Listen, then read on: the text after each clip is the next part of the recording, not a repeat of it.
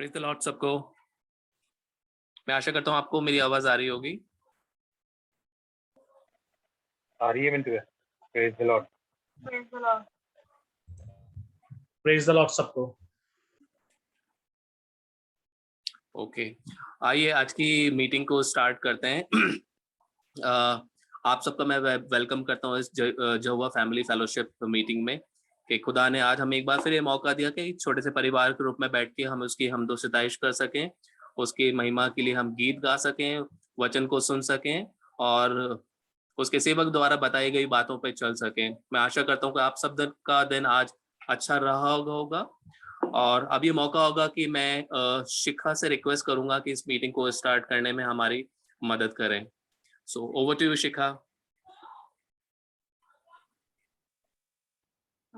Thank you भैया। आवाज आ रही है मेरी क्लियर? जी आ रही है। सभी को जय मसीह की। खुदावन के मीठे मधुर नाम में आप सभी को जय मसीह की। आज की मीटिंग को हम स्टार्ट करते हैं। हम प्रेयर रिक्वेस्ट की तरफ चलेंगे और मैं विपुल लॉयल से रिकी से रिक्वेस्ट करना चाहूंगी ओपनिंग प्रेयर और प्रेयर रिक्वेस्ट दोनों के अंदर अगुवाई करें। जय मसीह की सबको। आवाज आ रही है? हाँ आ रही रिकी। ठीक है, आइए हम दुआ करें। धन्यवाद धन्यवाद धन्यवाद पिता परमेश्वर, हम आपका लाखों लाख धन्यवाद देते हैं पिता परमेश्वर कि आपने हमें आज का दिन दिखाया, कल रात मीठी नींद दिया, सुबह का नूर दिखाया और सुबह से लेकर इस वक्त तक आपने हमें संभाले रखा, आपने हमारी हिफाजत और मदद की। इसके लिए हम आपका लाखों लाख धन्यवाद देते हैं पिता परमेश्वर। पिता परमेश्वर, आपने हमें खाने को भोजन दिया, इसके लिए भी हम आपका धन्यवाद दिया चाहते हैं। पिता परमेश्वर, आपने हमें इस कोरोना महामारी से अब तक बचा के रखा, अपनी पनाह हिफाजत में रखा।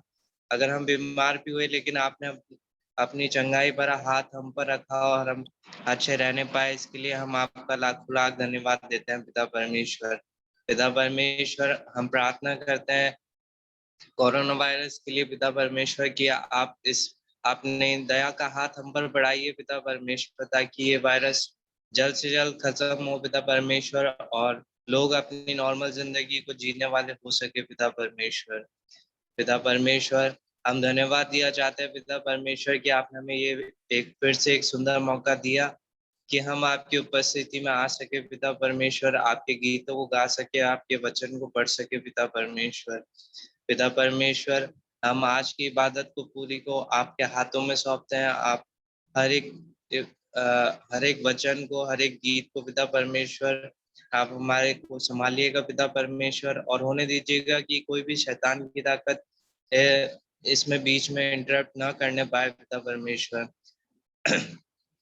इस नेट हम प्रार्थना किया चाहते हैं पिता परमेश्वर, हम नेट के लिए भी कि आप इस नेट को भी सही रखिएगा पिता परमेश्वर, ताकि इसमें कोई दिक्कत ना आए और ये मीटिंग एक सुचारू रूप से होने वाली हो सके पिता परमेश्वर। पिता परमेश्वर, हम खास तौर से धन्यवाद दिया चाहते हैं अज्जू चाचा के लिए कि पिता परमेश्वर आज उन्हें वापस से डिस्चार्ज किया गया हॉस्पिटल से और वो आपने घर पर सही सलामत आने वाले हो सके, इसके लिए हम आपका धन्यवाद दिया चाहते हैं पिता परमेश्वर। पिता परमेश्वर, हम प्रार्थना करते हैं उनके शरीर में जो भी कमी घटी रह गई है, जो भी राइट साइड पे पैरालाइज हल्का बहुत रह गया है पिता परमेश्वर, आप उसको छूइए, चंगाई दीजिए पिता परमेश्वर। और हमारा विश्वास है पिता परमेश्वर कि आप उन्हें छुएंगे और पिता परमेश्वर वो जल्द से जल्द आपकी गवाही देने वाले हो सकेंगे पिता परमेश्वर।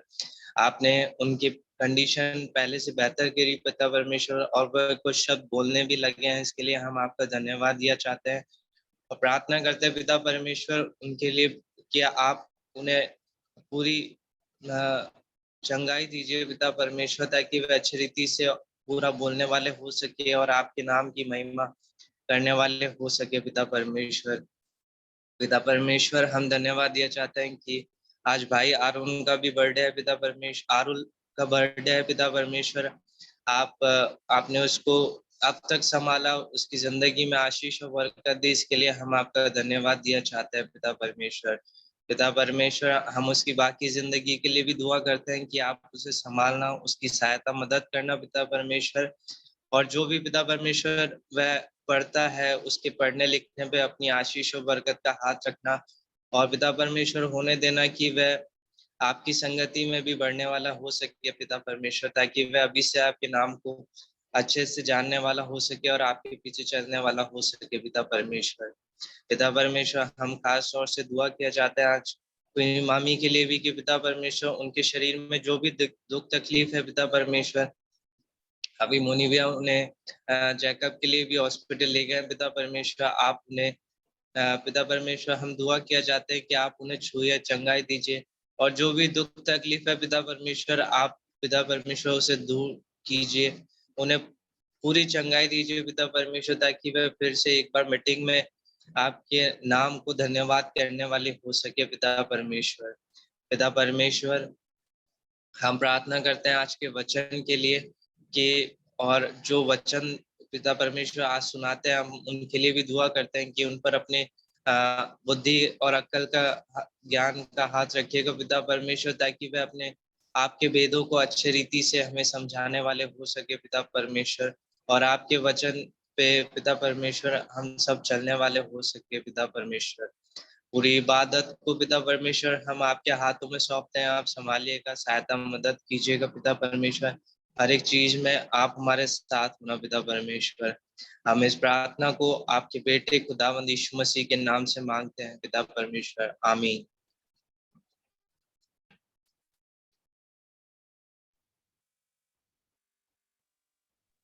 मैं धन्यवाद करना चाहूंगी रिक्की का इतनी सुंदर प्रार्थना के लिए। अब हम आगे बढ़ेंगे और हम प्रेज एंड वर्शिप की तरफ चलेंगे। मैं मिसेस सुनीता उतारित एंड फैमिली से रिक्वेस्ट करना चाहूंगी प्रेज एंड वर्शिप के लिए। सबको जय मसीह की। हमारी आवाज आ रही है सबको? जी आर्यन। बोलो जय मिलकर जय, बोलो जय यीशु की जय, बोलो जय मिलकर जय, बोलो जय यीशु की जय, बोलो जय जय जय, बोलो जय मिलकर जय, बोलो जय यीशु की जय, बोलो जय मिलकर जय, बोलो जय यीशु की जय, बोलो जय जय जय। खिदमत अपनी ले मुझसे, इस मंदिर में तू बसे, खिदमत अपनी ले मुझसे, इस मंदिर में तू बसे, हिंद में तेरा नाम रहे, हालेलुया, हिंद में तेरा नाम रहे, बोलो जय मिलकर जय, बोलो जय यीशु की जय, बोलो जय मिलकर जय, बोलो जय यीशु की जय, बोलो जय जय जय। महिमा से तू जो भरा हुआ, ज्योति में सदा रहने वाला, से तूने जन्म लिया, फिर से यीशु जग में तू आएगा, आएगा यीशु आएगा, फिर से यीशु जग में तू आएगा, भूमि आकाश में समा न सका, मंदिर में तू रह न सका, नम्रों के धरनी में पैदा हुआ, मनो में हमारे घर तू बना, घर तू बना यीशु, घर तू बना, मनो में हमारे घर तू बना, making melody in my heart, making melody in my heart, making melody in my heart, to the King of Kings. So, dintina na na, dintina na na na, dintina na na, dintina na na na na. हम सब खुश होना चाहते हैं, हम सब खुश होना चाहते हैं, हम सब खुश होना चाहते हैं, आओ महिमा करें। So, dintina na na, dintina na na na, dintina na na, dintina na na na na. वो तेरी स्तुति और आराधना करता हूँ मैं तुझसे ये प्रार्थना। महिमा से तेरी तू इस जगह को भर, जो भी तू चाहे तू यहाँ पे कर। Hallelujah hallelujah hallelujah hallelujah hallelujah hallelujah. करुणा से तेरी नया दिन दिखाता है, ढाल बनकर मेरी मुझे बचाता है। जब मैं पुकारूं तू दौड़ाता है, जब मैं गिरूं मुझे उठाता है। Hallelujah hallelujah hallelujah hallelujah hallelujah hallelujah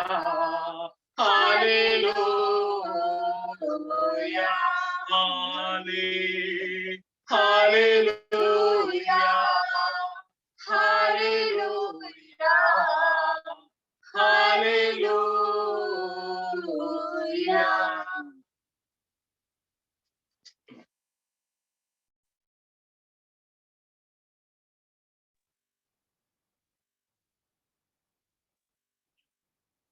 मैं खुदा का धन्यवाद करना चाहूंगी और मिसेस सुनीता एंड फैमिली का धन्यवाद करना चाहूंगी इतनी सुंदर प्रेजेंट वर्शिप के लिए।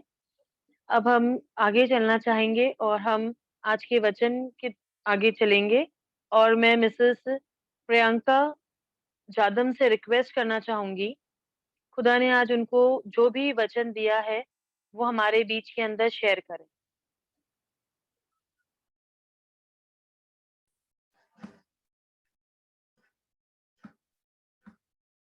Hello, praise the Lord everyone. मेरी आवाज आ रही है? आ रही क्लियर? Clear, okay. आइए हम इस वचन के द्वारा आज आशीष पाएं और वचन में चलेंगे। वचन से चलने से पहले हम प्रेयर करेंगे, खुदा बाप से सहायता करेंगे, मांगेंगे। अपने सरों को झुकाएं। धन्यवाद धन्यवाद धन्यवाद स्तुति के योग्य पिता परमेश्वर, हमारे पिता परमेश्वर, विलंब से क्रोध करने वाले, एक बार फिर से पिता परमेश्वर एक छोटा सा झुंड तेरे नजदीकी में आता है। पिता परमेश्वर, पिता परमेश्वर, तूने अपने खासा हमारे लिए अच्छा रखा है पिता परमेश्वर, कि पिता परमेश्वर हम तेरे वचन में पढ़ने वाले हैं। पिता परमेश्वर, हम इसे पढ़ रहे हैं पिता परमेश्वर, और इसे बांटने वाले भी हैं पिता परमेश्वर। पिता परमेश्वर, आज जो ये वचन बांटा जाता है पिता, इसमें तू मेरी सहायता और मदद कर पिता परमेश्वर। पिता परमेश्वर, मैं नहीं बल्कि पिता परमेश्वर तू मुझ में होकर के बोले, और पिता परमेश्वर तेरी बड़ाई हो। पिता परमेश्वर, यहाँ बैठे हुए हर एक जन के लिए दुआ चाहती हूँ, तो पिता परमेश्वर उनके मनों को, उनके दिमागों को खोल पिता परमेश्वर, ताकि वे इस पिता परमेश्वर वचन को ग्रहण करने पाए पिता, और ये वचन पिता परमेश्वर तेरी स्तुति और महिमा के योग्य होने पाए पिता परमेश्वर, और तू हम पे अनुग्रह कर पिता परमेश्वर। इस छोटी सी विनती को आप ही के बेटे खुदा यीशु मसीह के नाम से मांगते हैं, आमीन। आज हम वचन में चलेंगे, और वचन जो मैंने लिया है वो बहुत ही सुना हुआ वचन है। हम लोग बचपन से सुनते हुए आ रहे हैं इसके बारे में, जो हमें मिलता है लूका 15 बाब में, ल्यूक चैप्टर 15 में, जो दृष्टांत है प्रोडिगल सन का। प्रोडिगल सन का जो दृष्टांत है उसको हम आज उस पर मनन करने जा रहे हैं। जो आज तक हम इस पैराबल को सुनते हैं, इसे दृष्टांत को हम पैराबल कहते हैं इंग्लिश में।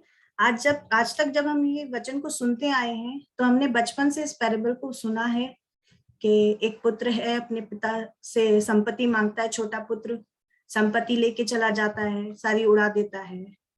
इस तरह से सबने सुना है।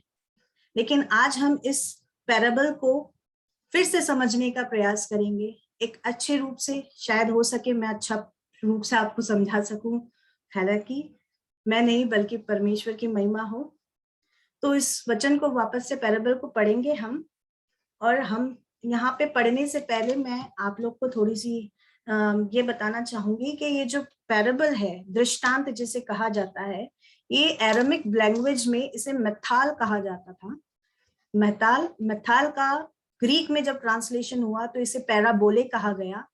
और पैराबोले से इसको जब इंग्लिश में लैटिन से इंग्लिश बाद में ट्रांसलेट हुआ, तब इसको कहा गया है पैराबल। पैराबल मतलब भेद की बातें।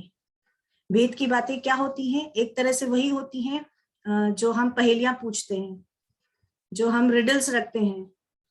इसको इन सिंपल लैंग्वेज में हम पजल, पहेलियां, रिडल्स भी कहेंगे। तो ये एक रिडल्स है जो परमेश्वर हमेशा अपने चेलों के साथ कहीं जाता था, तब भीड़ को देखता था। तो मोस्टली वो जब भी बातें करते थे तो वो इन दृष्टांतों में ही, इन पैराबल्स के थ्रू ही बातें किया करते थे। तो हम इस पैसेज में देखेंगे कि जब यीशु मसीह इस पैसेज में दृष्टांत दे रहे हैं तो वो दृष्टांत किसको दे रहे हैं। सबसे पहले जब हम कोई चीज पढ़ेंगे तो हमें ये पता होना चाहिए कि वो किसके लिए है। ये क्या हमारे लिए है? बाइबल आज से 2500 पहले लिखी गई थी, तो यकीनन ये हमारे लिए तो नहीं होगा, लेकिन ये हमारे लिए भी है। इसे कहते हैं डुअलिटी ऑफ बाइबल। वो उस समय के लोगों के लिए था, उन्होंने इम्प्लीमेंट किया, उसके बाद वाले लोगों के लिए भी है और हमारे लिए भी है। This is duality of Bible. और जब हम इसको पढ़ते हैं तो इस 15 बाब से थोड़ा ऊपर जाकर के पढ़ेंगे कि यीशु मसीह किसको डिस्क्राइब कर रहे हैं, किसको ये पैराबल बता रहे हैं। तो वहां जो भीड़ इकट्ठा हुई भी थी, उस भीड़ को और साथ ही साथ कुछ फरीसी और जो शास्त्री थे उनको ये पैराबल्स बता रहे थे। मैं बताऊं आपको कि यीशु मसीह ज्यादातर जो अपने सीक्रेटली बातें जो होती थी वो पैराबल्स में ही कहते थे। और खास करके वो इन फरीसियों और जो ये शास्त्री जो सामने आते थे, उनके सामने जब वो आते थे तो उनको उसी समय ये पैराबल में समझाया चाहते थे। क्यों? क्योंकि वह हमेशा यीशु मसीह के वचनों को सुन के, यीशु मसीह के बारे में जानने के लिए उनको देख के कुड़कुड़ाते थे यीशु मसीह के बारे में, उस पर आरोप प्रत्यारोप करते थे। उनको कहते थे कि सबत के दिन चंगा करता है, ये कैसे व्यवस्था को मानने वाला है, ये तो क्या करता है, ये तो दुष्ट आत्माएं निकालता है, लेकिन शैतान की सहायता से निकालता है। ये अपने आप को परमेश्वर का पुत्र कैसे कहता है? ये कैसे कहता है? क्या ये यूसुफ का पुत्र नहीं है? क्या ये यूसुफ का पुत्र नहीं है? तो ये परमेश्वर का पुत्र कैसे हो गया? ये तो मनुष्य है। तो इस तरह की ये बातें यीशु मसीह के लिए करते थे। तो यीशु मसीह जब भी इन्हें देखते थे तो अपनी बातों को दृष्टांत में कहा जाता था। और जब वो दृष्टांत में कहते थे तो इस दृष्टांत को समझने के लिए हमें कैसा पर्सपेक्टिव रखना पड़ेगा? हमें एक फर्स्ट पर्सन और सेकंड पर्सन की तरह पर्सपेक्टिव रखना पड़ेगा। हम मोस्टली क्या करते हैं, आज हम इस दृष्टांत को पढ़ रहे हैं, हम इसे थर्ड पर्सन की तरह पढ़ते हैं। थर्ड पर्सन की तरह हमने पढ़ा कि हाँ, ये यहाँ इसने, बेटे ने, छोटे पुत्र ने मांगा, उस पिता ने उदारता दिखाई, अपना हिस्सा दे दिया, बेटा ले गया, उसने उड़ा दिया, फिर आया, क्षमा मांगी। हमें भी क्षमा करना चाहिए, हमें भी पिता की तरह बाहें खोल करके भटके हुए का स्वागत करना चाहिए। तो हम लोग इस तरह से अपनी पर्सपेक्टिव चलते हैं। लेकिन यहाँ हमें उस फर्स्ट पर्सन और उस सेकंड पर्सन को ज्यादा समझना जरूरी है। क्यों? क्योंकि मैंने अभी कहा है कि जो घटना घटी है ये आज से 2500 साल पहले घटी थी। ये एक घटना थी जिसे लिखा गया है। तो ये घटना जब घटी थी तो उस समय ये जो पैराबल किसे बोला जा रहा है, किसके द्वारा बोले जा रहा है, वो जानना बहुत जरूरी है। तो ये पैराबल यीशु मसीह बोल रहे थे, तो यहाँ पे यीशु मसीह फर्स्ट पर्सन हुए और सेकंड पर्सन वो हुए जो इस पैराबल को सुन रहे थे। वो भीड़, जो अन्य अन्य जाति की भीड़ थी, जो यीशु मसीह के पीछे छुटकारे के लिए आ जाती थी, वो भीड़, और वो फरीसी और शास्त्री जो हमेशा उसको करने के लिए, टेस्ट करने के लिए, उसके बारे में बातें बनाने के लिए उसके पीछे जा रहे थे। तो खासली मेन ये इन्होंने, जो शास्त्री और फरीसी थे, उसके लिए ये यहाँ पे वो पैराबल यूज कर रहे थे। तो इस पैराबल में हम आगे देखते हैं कि इस दृष्टांत में हम दो भाइयों के बारे का वर्णन किया गया है। हम हमेशा दो भाइयों में से जो उड़ाऊ पुत्र है हम उसको देख लेते हैं, हम उसको समझते हैं और हमेशा उसके बारे में ही हमारे जो मेन सर्मन्स होते हैं वो सुन करके अपने आप का कहते हैं ना, अपने आप को आत्मिक रूप से बलवंत कर लेते हैं, बनाने की कोशिश करते हैं। लेकिन उसके पीछे हमारा जो रेडिकल जो एक मीनिंग निकलता है, एक कंप्लीट मीनिंग जो है इस पैराबल के पीछे, वो कहीं ना कहीं लैक कर जाता है, वो मीनिंग हम कहीं छोड़ देते हैं। तो आज मैं कोशिश करूंगी कि हम वो मीनिंग समझ सकें। तो सबसे पहले मैं बताऊंगी ये फरीसी और जो शास्त्री थे ये कौन थे। ये फरीसी और शास्त्री वह लोग थे, या उन्हें कह सकते हैं वह लोग जो 20-30 साल से विश्वासी हों, जो व्यवस्था को मानते थे, जो व्यवस्था को जानते थे, अपनी दिनचर्या में फॉलो करते थे।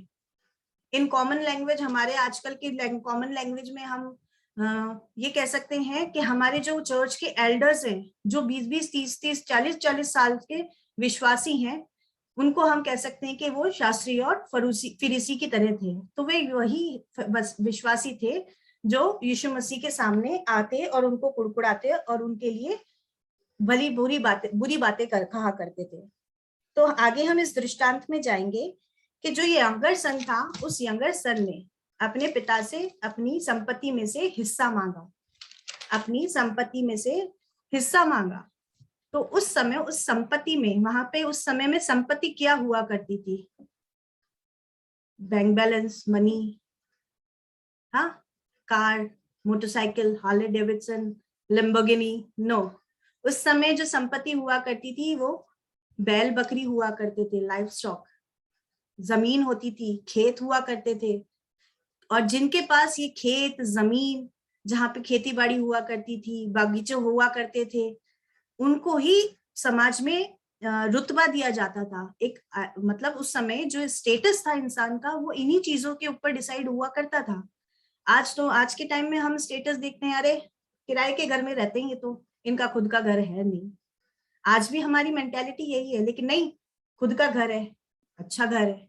तो उस समय का भी यही था, वो भी उस समय मानव थे, हम भी आज मानव है, थोड़ा सा एडवांस हो गए 250 साल के बाद, 250 साल के बाद।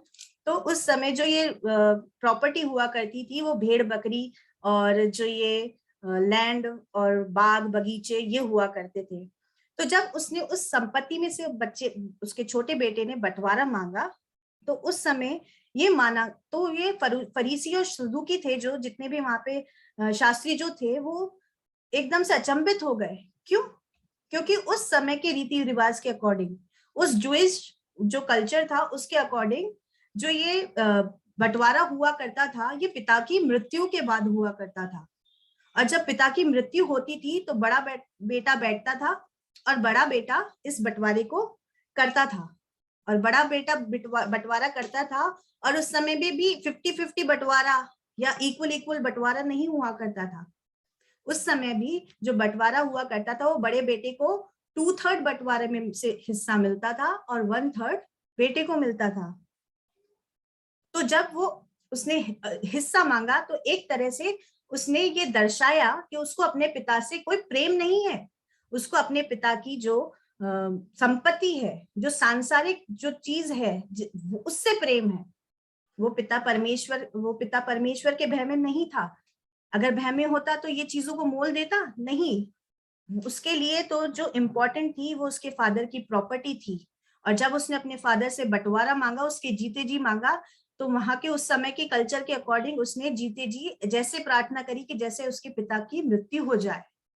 सब ये अचंभित करने लगे कि जैसे उसने ये चाहा कि जैसे उसके पिता की मृत्यु हो गई है। और फिर उसके बाद जो उसने मांगा और उसके पिता ने उसको बंटवारा देने से मना करा, बंटवारा देने से नहीं मना करा।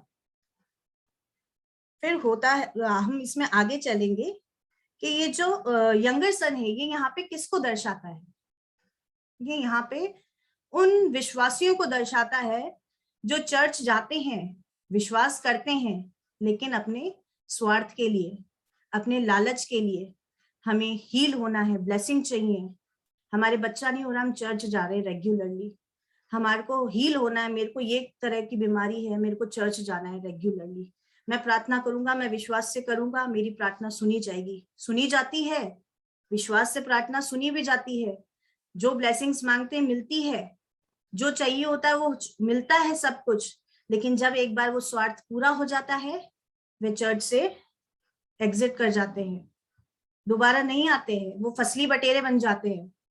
वो कभी कभी बार त्योहारों पे आते हैं, आराधना करते हैं और फिर अपने जाकर के मस्त हो जाते हैं। तो ये जो यहाँ पे छोटा पुत्र है, ये उन लोगों को, उन विश्वासियों को दर्शाया गया है कि जो विश्वासी अपने स्वार्थ के लिए, अपनी सांसारिक स्वार्थ के लिए, अपनी ब्लेसिंग्स के लिए जो आते हैं, वो यहाँ पे चर्च में आकर के और फिर अपने मार्गों से भटक जाते हैं।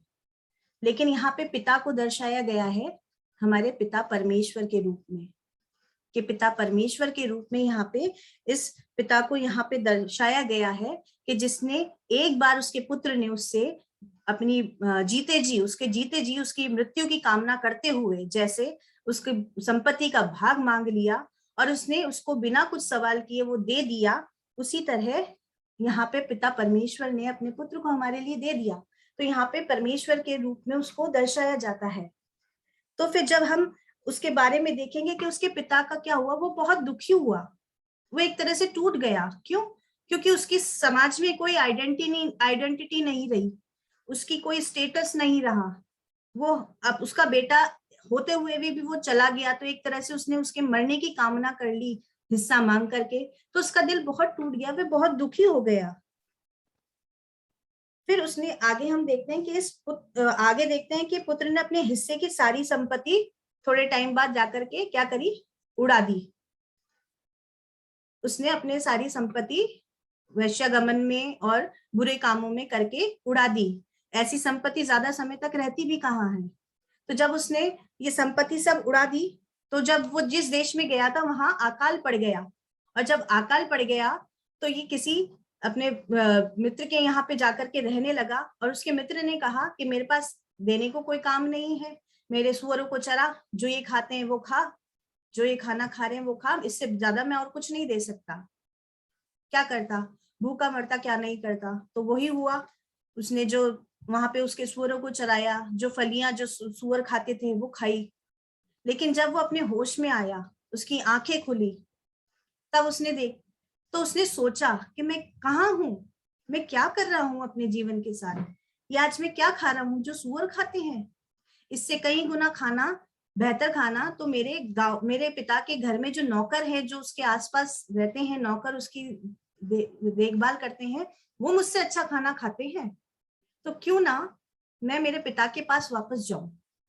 उसके दिमाग में ये ख्याल आया कि मैं सोचता हूँ कि मैं जाऊं अपने पिता के पास वापस जाऊं, लेकिन कैसे जाऊंगा, उसके लिए मेरे को कुछ ना कुछ प्लान तो बनाना पड़ेगा।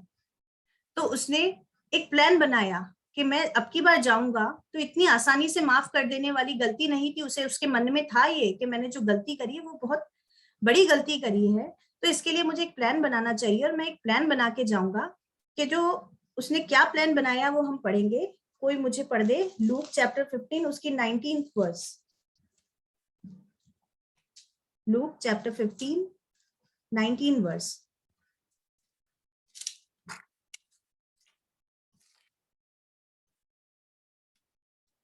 यहाँ पे लिखा है, अब इस योग्य नहीं रहा कि तेरा पुत्र कहलाऊं, मुझे अपने एक मजदूर के समान रख ले। यहाँ पे हिंदी बाइबल में ऐसा लिखा है, लेकिन जब हम इंग्लिश NIV ट्रांसलेशन में पढ़ेंगे तो वहां पे लिख रखा है, इंग्लिश में बहुत ही खूबसूरती से लिख रखा है कि that I am no longer worthy to be call your son, I am no longer worthy to be call your son, make me like one of your hired servant. मुझे एक हायर्ड सर्वेंट की तरह अपने पास रख ले। Hired servant, ये plan है। Servant भी तरह तरह के हुआ करते थे। एक सर्वेंट वो होता है जिसको हम रखते हैं और उसको पेमेंट करते रहते हैं, मंथली, 15 दिन की, हफ्ते भर की, वो सर्वेंट रखा जाता था। एक होता था दास, जिसे एक मोल दे करके, एक सर्टेन अमाउंट दे करके खरीद लिया जाता था और वो उसको कोई सैलरी नहीं दी जाती थी, वो सदैव जीवन भर वहां रह करके काम किया करता था। और एक होता था ये हायर्ड सर्वेंट। हायर्ड सर्वेंट वो होते थे जो कोई लोन लिया होता था किसी से, और वो लोन देने में अगर कुछ बच जाता था और अगर वो लोन देना थोड़ा नहीं दे पाते थे तो वो वहां रह करके वो काम करते थे और सैलरी के एडवाइस में वो लोन अपना चुकाया करते थे। तो हायर्ड सर्वेंट वो होता था कि जो अपने वहां रह करके अपने पैसे जो उसने लिए हैं उनको कर्जे को चुकाए। तो इस छोटे पुत्र ने अपने मन में गिलानी ला करके ये सोचा कि जो पैसे लेकर के मैं जो अपना हिस्सा लेकर के मैं आया था वो मैंने सब गवा दिया है, तो मैं उसको भरपाई कैसे करूं? तो क्यों ना मैं पिता के पास इस प्लान के साथ जाऊं कि तू मुझे एज अ हायर्ड सर्वेंट अपने पास रख ले और मैं हायर्ड सर्वेंट करके जो मैं कर्ज जो आपने मुझे दिया था, एक तरह का लोन जो मैंने एक तरह से लिया था, वो उसको चुका पाऊं। तो ये उसका प्लान था और ये उसने सोच करके वो वहां जाएगा और अपने पिता से कहेगा कि मैंने तेरे और तेरे पिता के स्वर्गीय पिता के खिलाफ दृष्टि में पाप किया है। वो ये सोच रहा था कि मैं जाऊंगा और यूं कहूंगा मैंने तेरी दृष्टि में और अपने स्वर्गीय पिता की दृष्टि में, स्वर्ग की दृष्टि में बहुत बड़ा पाप किया है, तो तू मुझे एक हायर सर्वेंट बना करके अपने पास रख ले और जब तक मेरा कोई वो कर्ज में चुका ना दूं पिता, मैं तेरे ही शरण में रहूंगा। आगे हम देखते हैं कि जब ये वहां गया और ये जब अपने घर से थोड़ा सा दूर ही था तब इसके पिता ने इसको देख लिया और देख करके तरस खाया और इसे जाकर के अपनी बाहें फैला करके अपने गले लगा लिया और चूम लिया। इसके पिता ने क्या किया, इसको बाहें फैला करके इसको अपने गले लगा लिया और चूम लिया। लेकिन आज हम क्या करते हैं? आज अगर हमारे चर्च में से कोई ऐसा इंसान चला जाता है तो पहले तो हम उसके बारे में बोलते हैं, अरे छोड़ के चला गया जी, अरे वहां पैसों के लिए फोटो में भेजते हैं, पैसे मंगाते हैं, एड आती है इसलिए चले गए, घर बन रहा है, बिल्डिंगें बन रही हैं, कारें आ रही हैं इसलिए चले गए। लेकिन जब वापस आता है तब हमको क्या लगता है? तब भी हम क्या करते हैं? जज ही करते हैं, जज ही करते हैं। गया था अब वापस आ गया है, अरे नहीं हम इससे बात नहीं करेंगे, ये चला गया, ये एक बार गया है तो दूसरी बार क्या नहीं जा सकता है क्या, ये भरोसे के लायक नहीं रहा। हम ऐसी बातें करते हैं, हमारे चर्च में उसको एक्सेप्टेंस ही नहीं देते हैं, उसके बारे में बैठ करके कानाफूसी करते हैं, यही करते हैं ना हम लोग। हम उनसे एक्सेप्ट ही नहीं करते हैं, उसको जज करते हैं। किस बात के लिए? किस बात के लिए? क्योंकि उसने सांसारिक मोह रखा था, सांसारिक मोह, ठीक है, इसलिए हम उन्हें जज करते हैं। लेकिन हमें ऐसा नहीं करना है।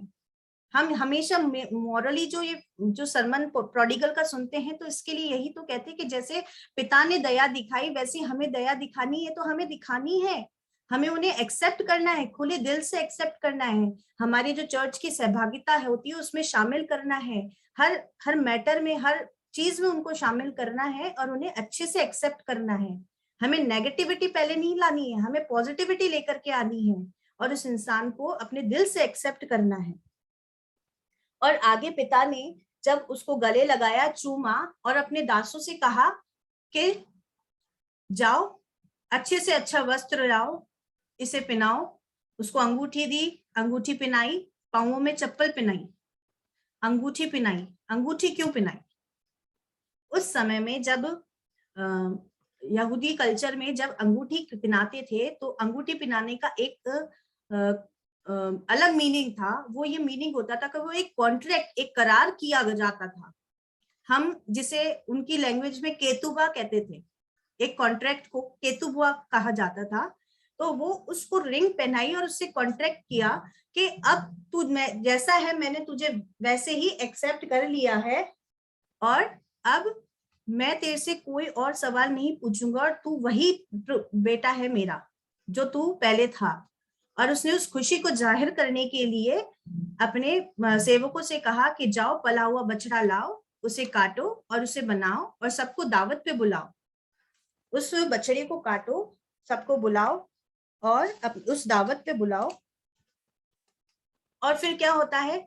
यहीं तक हम लोगों ने स्टोरी सुनी कि उसने बुलाया, उसने दावत करी उसका बेटा लौट के आया, उसने उदारता दिखाई और भोज में उसको बुलाया और शामिल किया और खत्म। क्या दृष्टांत यहीं खत्म हो गया? नहीं प्रियो, दृष्टांत इसके आगे भी चल रहा है, आगे भी है। दूसरे बेटे का क्या? 2 पुत्रों का वर्णन था, एक पुत्र के बारे में पढ़ लिया, दूसरा बेटा क्या? यहाँ हम देखेंगे कि दूसरा बेटे के बारे में हमको अब पता पड़ता है कि जब वो उसको अंदर ले गया, उसने उसके लिए पला हुआ बछड़ा कटवाया और वो उसको अंदर ले गया कि वो जाकर के भोज में शामिल हो।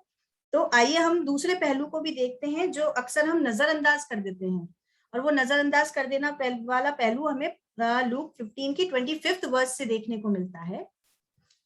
यहाँ पे इस प्रकार लिखा है, परंतु उसका जेठ पुत्र खेत में था।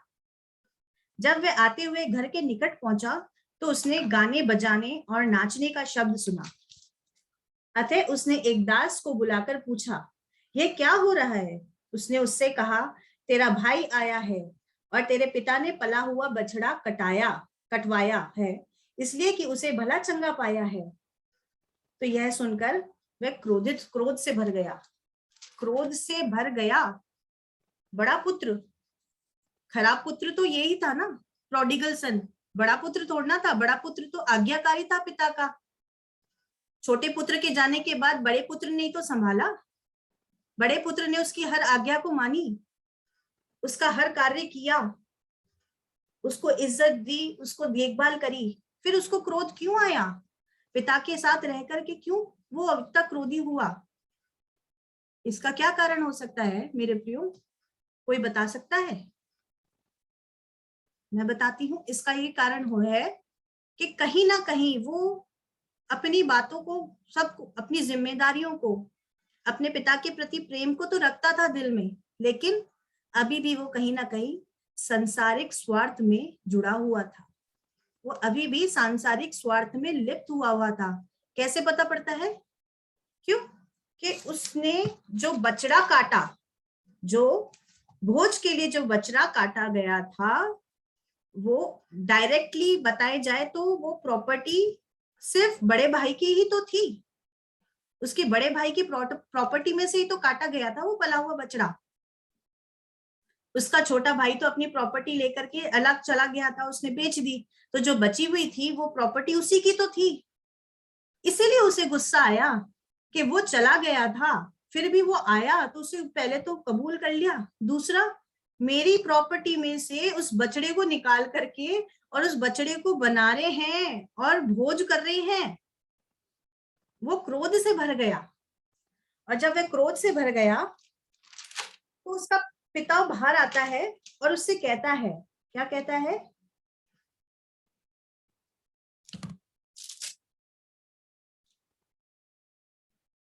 यह सुनकर वह क्रोध से भर गया और भीतर जाना ना चाहा, परंतु उसका पिता बाहर आकर उसे मनाने लगा।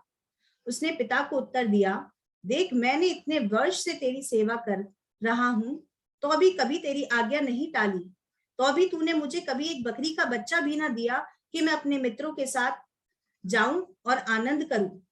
परंतु जब तेरा यह पुत्र जिसने तेरी संपत्ति वैश्यों में उड़ा दी है आया, तो तूने उसके लिए पला हुआ बछड़ा कटवाया। उसने उससे कहा, पुत्र तू सर्वदा मेरे साथ है और जो कुछ मेरा है वह सब तेरा ही है। यहाँ पे वो कह रहा है, उसके पिता ने उसको बुलाया और उसको मना रहा है कि पुत्र जो मेरा है वो सब कुछ तेरा ही है, तू आ और हमारे साथ भोज में शामिल हो। तो भोज में क्यों नहीं शामिल होना चाहता बेटा? क्रोध क्यों कर रहा है? क्यों? जो मुझे ये पता है कि वो अपनी संपत्ति ले गया था, मैंने उससे कोई करार तो नहीं किया ना कि मैं अपनी संपत्ति तुझे मैं वापस दूंगा, ये कुछ होगा। उसने कहा जो मेरा है, पिता मना रहा है कि जो मेरा है वो तेरा है, मेरे पुत्र आ और आके भोज में शामिल हो। लेकिन उसके पुत्र ने उस भोज में आने से इनकार कर दिया। अब यहाँ पे भोज के बारे में बताया गया है, तो मैं भोज के बारे में बताऊंगी कि जब भी बाइबल में फीस्ट के बारे में, भोज के बारे में आता है, तो उसको हम डायरेक्टली रेफर स्वर्ग के रूप में करते हैं। किसके रूप में? हम स्वर्ग के रूप में। सहभागिता, भोज में सहभागिता होती है। आप मत्ती 22 पढ़िएगा। मत्ती 22 में आपको जो भोज है उसके बारे में, एक वेडिंग बैंक्वेट के बारे में बताया गया है और वहां पे उस वेडिंग बैंक्वेट के लिए स्वर्ग को दर्शाया गया है। और वो वहां पे ये साफ साफ लिखा है कि स्वर्ग का राज्य ऐसे विवाह के समान है जैसा एक राजा ने अपने बेटे का विवाह रखा। मत्ती 22 में भी एक दृष्टांत है, उसमें ये जो भोज है उसको स्वर्ग के रूप में रेफर किया जाता है।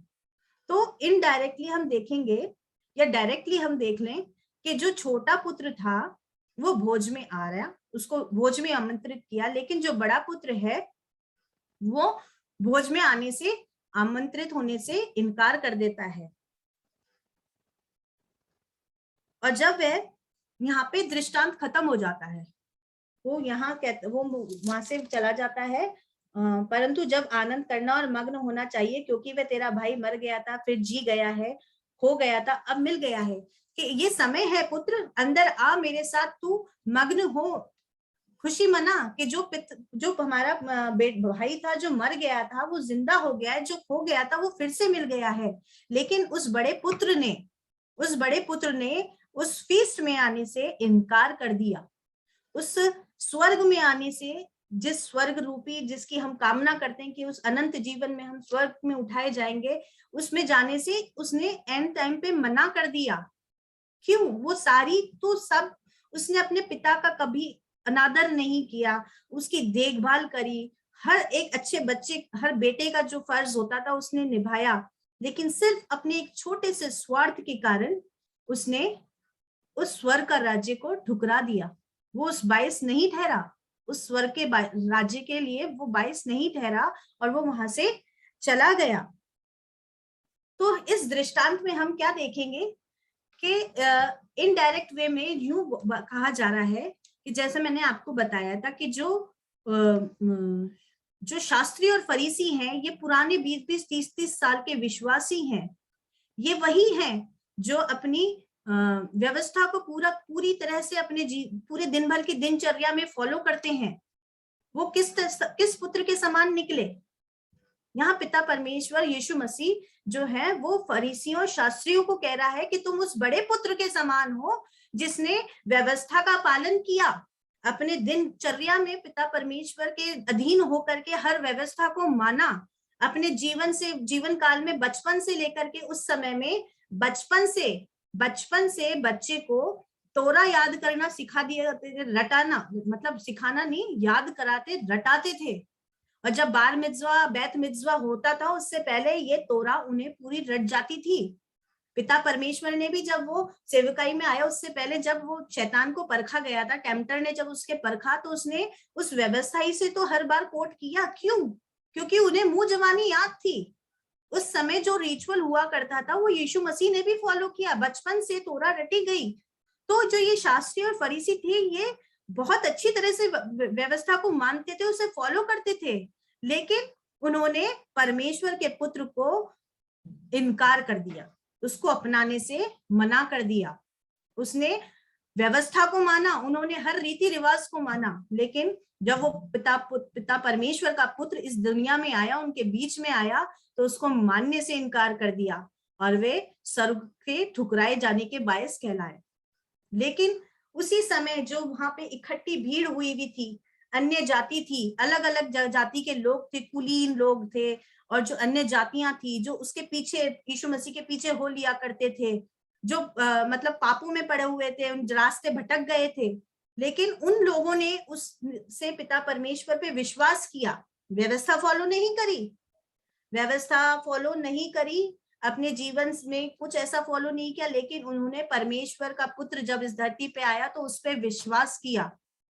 उस विश्वास के कारण वो इस छोटे पुत्र की तरह गलती करने के बाद उन्होंने अपनी गलती मानी और वो उस छोटे पुत्र की तरह उस स्वर्ग के अनंत जीवन के बाइस बने। किंतु उस बड़े पुत्र के द्वारा जो ये शास्त्री और फरीसी थे, जो व्यवस्था को मानने के बाद भी उन्होंने यीशु मसीह का इनकार किया, वो इस स्वर्ग से वंचित रह गए। आज तक इस दृष्टांत को हम हमारे पर्सपेक्टिव से ही देखा करते थे। जो इसका प्रॉपर इंटरप्रिटेशन है वो हम इसको भूल जाया करते थे और हम अधूरे में इसको छोड़ करके उड़ जाया करते थे, या फिर वहीं पे छोड़ के हम विराम लगा देते थे। क्यों? क्योंकि हम ये मानते थे कि नहीं, खत्म हो गया यहीं पे दृष्टांत कि जो छोटा पुत्र है उसकी तरह हमने गलती करी है। हम सांसारिक लोग हैं, हमारे अंदर स्वार्थ है, हम संसार से जुड़े हुए हैं, कितने भी हम गलती करेंगे, लेकिन हमें पलट के यीशु मसीह के पास आना है, उससे माफी मांगनी है। वो माफ भी करेगा, वो पिता की तरह बाहें फैला के हमें गले लगाएगा, चूमेगा भी, लेकिन हमें बड़े पुत्र की तरह भी नहीं बनना है कि हम सब व्यवस्था मान रहे हैं, हम पिता के पुत्र के बताए हुए रास्ते पे चल रहे हैं, लेकिन हम उस परमेश्वर को, उसकी खूबियों को जो हमें हमारे अंदर उतारनी चाहिए वो नहीं उतारते हैं, उस पर विश्वास नहीं करते हैं। तो मैं आशा रखती हूँ कि जो ये आज छोटा सा जो मैंने रखा सर, जो भी वर्ड ऑफ गॉड जो मुझे दिया गया वो आपको भाने वाला हुआ हो, आपके हृदय को भेदने वाला हो, और थोड़ा सा आपका जो अंदर एक जो इंटरप्रिटेशन थी इसको, वो आपने इसको रेडिकली समझा होगा और आपको ये बहुतायत से आशीष का फल देने वाला हो सके। आइए हम छोटी सी दुआ करेंगे इसके बाद। पिता परमेश्वर, तेरा धन्यवाद देती हूँ पिता परमेश्वर कि तूने पिता परमेश्वर ये मौका दिया पिता कि मैं तेरे वचन को पिता परमेश्वर तेरे प्रियों के बीच में बांट सकूं। पिता परमेश्वर, तूने हर मुश्किल, हर डर से पिता परमेश्वर ओवरकम करवाया पिता परमेश्वर। पिता परमेश्वर तेरा धन्यवाद देती हूँ पिता परमेश्वर। और पिता परमेश्वर इस वचन के लिए दुआ चाहती हूँ पिता परमेश्वर कि जब ये पिता परमेश्वर ये वचन बोला गया पिता परमेश्वर, ये तेरे प्रियों के पिता परमेश्वर मनों तक पहुंचने पाया हो पिता परमेश्वर, और ना केवल ये पहुंचे पिता परमेश्वर, मैं आपसे दुआ और विनती चाहती हूँ कि पिता परमेश्वर ये प्रचार पिता परमेश्वर बहुतों की जिंदगी बदलने पाए पिता परमेश्वर। पिता परमेश्वर ये सिर्फ वचन को अपने हृदयों तक ना रखने पाए पिता परमेश्वर, बल्कि इस वचन को पिता परमेश्वर फैलाने वाले हो सके, इस वचन को बांटे पिता परमेश्वर, और ये वचन बहुतायत से आशीष और बरकत का बायस बने पिता परमेश्वर।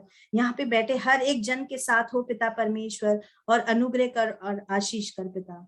इस छोटे से विनती को आप ही के बेटे को जो यीशु मसीह के नाम में मांगती हूँ, आमीन। Praise the Lord. Praise the Lord.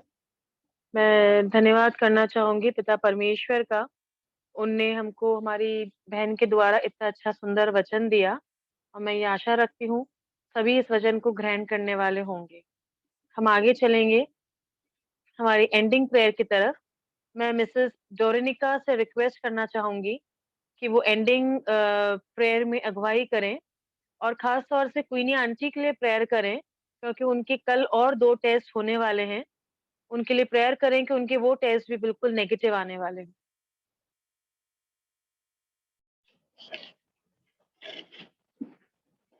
आइए हम प्रार्थना करें। धन्यवाद धन्यवाद धन्यवाद धन्यवाद करते हैं पिता परमेश्वर आपका। प्रभु जी, आपने हमें संभाला पिता परमेश्वर, इस संध्या के समय तक पिता परमेश्वर आपने हमें पहुंचाया, इसके लिए आपका धन्यवाद करते हैं। भोर के प्रकाश से लेकर संध्या तक पिता परमेश्वर आपने हमें हर एक दुर्घटनाओं से, हर एक परेशानी से, दुखों तकलीफों से बचा के रखा, और हम में से बैठे हुए हर एक जन को पिता परमेश्वर आपने अपने पनाह में बना के रखा। प्रभु जी, इसके लिए प्रभु जी हम आपका धन्यवाद करते हैं पिता परमेश्वर। धन्यवाद करते हैं पिता परमेश्वर सुंदर वचन के लिए प्रभु जी, जो इस संध्या के समय में पिता परमेश्वर बहन के द्वारा बोला गया। प्रभु जी जो वचन का बीज प्रभु जी आपके नाम में बोया गया प्रभु जी, अपनी बरकत बख्शिएगा पिता परमेश्वर, कि प्रभु जी ये बहुत बढ़ने वाला हो सके और बहुत सा फल लाने वाला हो सके पिता परमेश्वर। इस वचन को समझने की बुद्धि पिता परमेश्वर हमें दीजिएगा प्रभु जी, क्योंकि बुद्धि को देने वाले पिता परमेश्वर आप ही हैं, और आपका वचन कहता है मांगो तो तुम्हें दिया जाएगा। आप मांगने से बढ़कर देने वाले हमारे परमेश्वर पिता है प्रभु जी। इस वचन पे प्रभु जी अपनी बहुतायत की आशीष दीजिएगा कि ये बहुत फलवंत होने वाला हो सके। हम विशेष तौर से प्रार्थना करते हैं पिता परमेश्वर क्वीनी मामी के लिए पिता परमेश्वर। प्रभु जी, हम जानते हैं पिता परमेश्वर कि आपने आज तक उनको संभाले रखा है पिता परमेश्वर। उनकी जो भी शारीरिक कमजोरी है पिता परमेश्वर, हमसे बेहतर पिता परमेश्वर आप जानते हैं प्रभु जी। हम उन्हें आपके हाथों में सौंपते हैं पिता परमेश्वर। पिता परमेश्वर, आप उनकी हर एक तकलीफों को जानते हैं पिता परमेश्वर, और हम यही प्रार्थना करते हैं पिता परमेश्वर की प्रभु जी आगे जो भी कल उनके टेस्ट होने वाले हैं पिता परमेश्वर, आपने कहा है कि जो कुछ भी प्रार्थना में मांगते उसको प्रतिति कर लोगे वो तुम्हारे लिए हो गया है। तो हम प्रभु जी विश्वास से प्रभु जी आपके वचन के अनुसार ये मांगते हैं कि जो भी कल टेस्ट होएगा वो सारी रिपोर्ट उनकी नेगेटिव आने वाली हो सके, वो सारी रिपोर्ट उनकी प्रभु जी नॉर्मल आने वाली हो सके पिता परमेश्वर, ऐसी हम आपसे प्रार्थना करते हैं।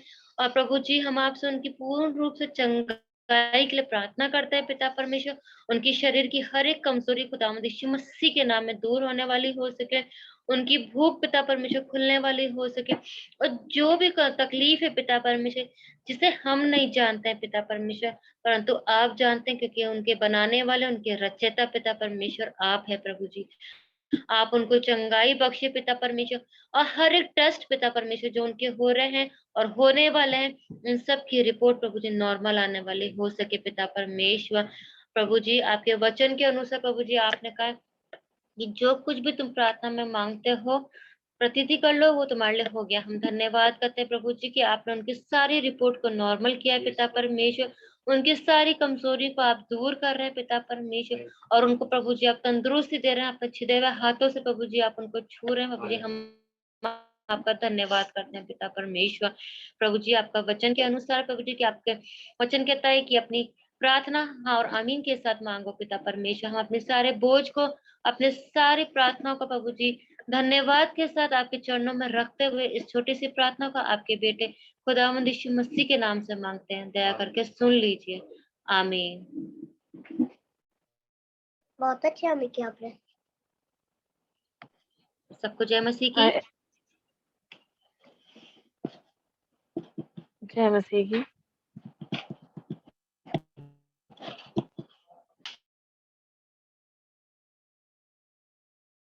जय मसीह की। Praise the Lord everyone.